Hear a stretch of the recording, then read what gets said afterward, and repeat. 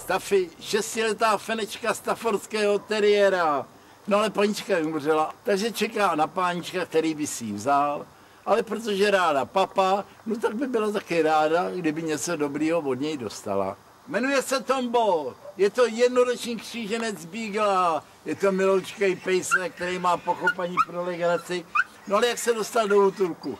Páník měl pejsků hodně v malém bytečku, ale špatně odhadl výši svého důchodu. Takže nejdříve neměli co papat pejsci, pak páníček, pejsci šli do útulku, no a páníček do domova důchodců. Zuza, kříženka německého ovčáka a jsou jí 2 roky. Přátelé, nebudete tomu věřit. Majitelé prodali barák a Zuzu zavřeli do garáže bez jídla a bez pitíčka. A jak se chtěla dostat ven, tak si zlomila nožičku. Přišla do útulku, dali jí sádru, všechno v pořádku, ale tu sádru šli dali teprve před týdnem. Ale to se všechno spraví, tak dejme tomu během 3 neděl anebo měsíce.